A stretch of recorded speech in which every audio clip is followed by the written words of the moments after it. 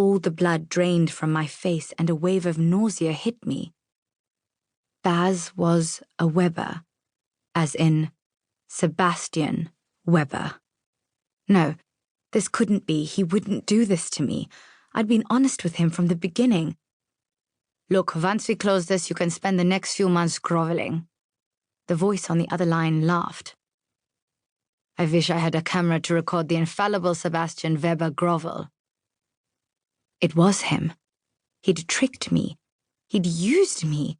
I braced my hand on the wall, trying to understand why he'd do this. It made no sense. Was this some sick way to make me fall for him? God, who had I fallen for? A tear spilled down my cheek. How could I have let this happen? I should have known something was up when he'd shown up at the bar that day in my parents' neighborhood. I remembered Omar saying my fiancé had just left. That was the business he had. God, I was such an idiot. I'd let him use me. He was exactly like his father. Turning, I went into Sebastian's bedroom. The room smelled of us, our love-making, of him. How could he do this to me? I grabbed my clothes piled on the floor and put them on. By the time I was dressed, hurt and anger pulsed inside me. I had no choice but to go through with this, but I'd never give him again what he'd stolen from me. I wiped away my tears as I made my way into the living room and to the front door, making sure to keep my steps quiet. I was no longer Baz's lover. Starting from this point on, I was the prize bought by the Webers.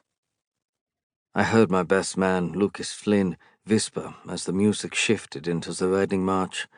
I ignored him and stared at Issa. She was beyond gorgeous, beyond anything I deserved. She wore a fitted gown of ivory, without a veil. It fitted her personality. Modern, simple and stylish, no trace of what one would expect of the daughter of one of the richest men in Germany. I was about to bring her into a world that could destroy not only my family, but hers. I was taking the empire and the woman that came with it. The passion and joy I'd seen every time Issa looked at me was gone, replaced by anger and hurt. The hard edge to Russo Benz's face said he wasn't any happier about this wedding than his daughter was. The moment he placed Issa's hand in mine, he said, "I don't care who you are or what you do. If you hurt my baby, I will tear you, limb from limb." I didn't respond, just led Issa to the altar. The ceremony went by in a blur of vows, rings, and prayers, the latter being something I felt was sacrilegious considering the business both families engaged in. "You may kiss your bride." Issa and I gazed at each other before I cupped her face and drew her to me. The kiss was gentle and soft, but cold, with none of the passion we'd shared a week ago. "Issa," I whispered, "I'm sorry." She said nothing, only gave me a slight smile, meant for the photographer who hovered near us. She turned to face the church, as did I, when the crowd stood and clapped. We moved down the aisle and towards the holding room. We would wait there until security had cleared the church and my driver arrived with the car.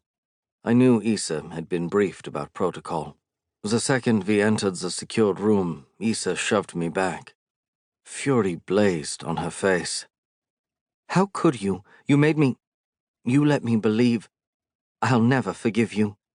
"Please, Issa, let me explain." I reached for her, but she stepped back. "No, you had your chance. You had plenty of chances. It wasn't as if I wasn't going to marry you."